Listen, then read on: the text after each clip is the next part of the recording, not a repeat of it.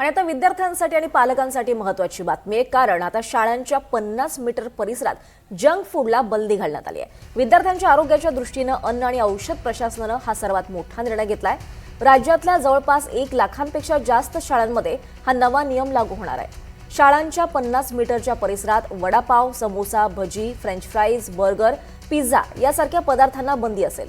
या नियमांचं उल्लंघन केलं तर शाळा, कॅन्टीन तसंच विक्रेत्यांवर कारवाई केली जाणार आहे। शाळेच्या 50 मीटर परिसरात जंक फूड कंपन्यांचं चिन्ह, फलक, पोस्टर्स किंवा बॅनर्स लावायला सुद्धा मनाई करण्यात आली आहे। याच्यामुळे फॅट वगैरे वाढतं, याच्यात फॅट आहे मोठ्या प्रमाणात। तर मग कसं बघताय निर्णयाकडे? सर यहाँ पर से हट जाएगा तो हम लोग का रोजगार भी जाएगा। यहाँ पर से रोजगार भी हम लोग का जाएगा। काय का? रोजगार भी हम लोग का चले जाएगा। रोजगार चला जाएगा। यस, अगर जो हटेगा तो रोजगार जाएगा ही ना, हाँ। क्योंकि ऐसा नियम है तो मैं क्या करूँ। वो सरकार को देखना चाहिए, सोल्यूशन निकालना चाहिए हम लोग के लिए भी, हाँ। किधर काम करने का। तो दुसरीकडे स्थलांतरित करणार तर जागा वगैरे सर्व गोष्टी मिळा- दूसरी जगह किधर मिलेगा तभी जा सकते हैं ना, नहीं मिलेगा तो फिर रोजगार तो चला ही जाएगा, फिर तो घर पे ही रहना पड़ेगा इसके लिए। यांच्याही दृष्टीने विचार करणं गरजेचं आहे। यांचाही रोजगाराचा प्रश्न आहे। बाजूला जर बघितलं तर आपण पानपट्टी आहे। खरं तर आपण बघितलं तर विद्यार्थी म्हणजे शाळा आहे पलीकडं, त्याच्यामुळे शेजारीच असलेल्या ज्या फास्ट फूडच्या गाड्या आहेत तिथं विद्यार्थी मोठ्या प्रमाणावरती येत असतात। आपण बघतोय समोर विद्यार्थी खाद्य खाण्यासाठी आलेले आहेत। खरं तर हाच उद्देश आहे FDAचा की आता 4 स्तरावरती ही प्रणाली जी आहे ती राबवली जाणार आहे।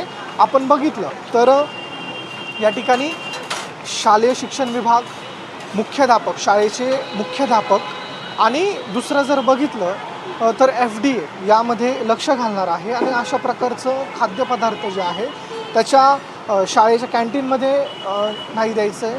50 मीटर परिसरात ते कोणी मोफत देऊ शकत नाही, त्याची विक्री करू शकत नाही, त्याची जाहिरात करू शकत नाही। अशा पद्धतीचे हे नियम लावले गेले। शेजारीच असलेल्या पानटपरी चालकांशी आपण बोलणार आहोत। पानटपरी तर 100 मीटरपर्यंत चालू करू द्यायची नाही आहे। आपण पानटपरीमध्ये जाऊयात। दादा, मला एक सांगा, पुढे या ना। मला एक सांगा, आता शाळेच्या आवारामध्ये तुमची पानटपरी आहे। पानटपरीसाठी शाळा परिसरामध्ये परवानगी नसते। तुमची पानटपरी इथे कशी काय? आणि दुसरी गोष्ट, आता 40 वर्षापूर्वीपासून आहे पानटपरी हो, म्हणजे शाळेच्या अगोदरची का? अगोदरपासून आहे हो। शाळेच्या अगोदरपासून।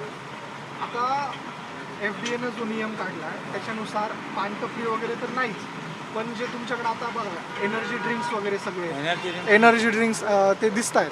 आणि दुसरं हे सर्व हाय शुगरचे पदार्थ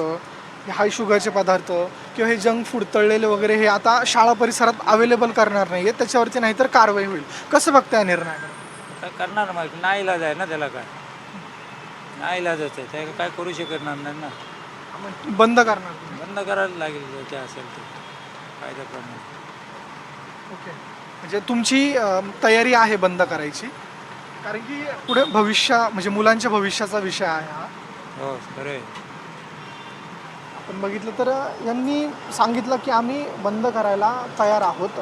एकंदरीत आता याची अंमलबजावणी 2021 पासूनच सुरू आहे। मात्र आता FDA या संदर्भात कडक पवित्रा जो आहे तो घेणार असून, हे एक उदाहरण बघितलं, मुंबईत असे अनेक ठिकाणं आहेत ज्या ठिकाणी आपण बघितलं तर अशी स्थिती आहे। मुंबई आहे, इथलं घनत्व जे आहे ते जास्त आहे, मोठ्या प्रमाणात दुकानं जे आहेत ते आपल्याला आजूबाजूला पाहायला मिळतात। हे एक उदाहरण आहे दादरच्या शिवाजी पार्कातलं। अशाच प्रकारे मोठ्या प्रमाणात शाळा परिसरामध्ये असे असंख्य दुकानं जे आहेत ते आपल्याला पाहायला मिळतात। आता FDA यावरती टप्प्याटप्प्याने कारवाई करते का? याच्यामध्ये त्रिस्तरीय म्हणजे शाळा प्रशासन, शालेय शिक्षण आणि FDA यामध्ये लक्ष घालणार आहे आणि त्यांच्यावरती कारवाई केली जाणार आहे। याचा मुख्य उद्देश आहे की मुलांना पौष्टिक, सकस आणि संतुलित आणि सुरक्षित आहार मिळावा। कॅमेरा पर्सन जितेंद्र वाघमारेंसह मी ऋतिक गणाकवार, NDTV मराठी, मुंबई।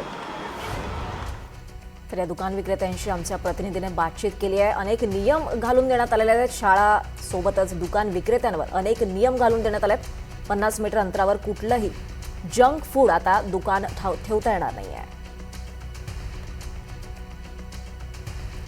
दरम्यान कोणत्या पदार्थांवर बंदी नेमकी घालण्यात आली आपण पाहूयात ग्राफिक्सच्या माध्यमातून। वडापाव, समोसा, भजी, फ्रेंच फ्राईज, बटाटा वेफर्स या पदार्थांवर सुद्धा बंदी असेल. बर्गर आणि पिझ्झा हे फूड ठेवण्यास सुद्धा बंदी घालण्यात आली आहे. सोबतच बिस्किटं, इन्स्टंट नूडल्स, आईस्क्रीम, चॉकलेट्स, मिठाई, पेढे, कोल्ड्रिंक्स, सोबतच एनर्जी ड्रिंक्स, फळांचे पॅकबंद रस यावर सुद्धा बंदी घालण्यात आली आहे. दरम्यान जंक फूडमुळे आरोग्य धोक्यात येतं. नेमके कसे परिणाम होतात आरोग्यावर आपण पाहूयात. अभ्यासात एकाग्रता राहत नाही, शिकण्याचा वेग मंदावतो, नवीन गोष्टी शिकणं, परीक्षेतल्या कामगिरीवर परिणाम होतो, तसंच कमी वयातच टाईप 2 मधुमेह आणि उच्च रक्तदाबाचा धोका सुद्धा निर्माण होतो. फायबरच्या अभावामुळे बद्धकोष्ठतेची समस्याही वाढते. तसंच विद्यार्थ्यांमध्ये अतिचंचलता, चिडचिडेपणा निर्माण होतो. वाढतं वजन, आरोग्याच्या समस्या यामुळे आत्मविश्वासात कमी होते.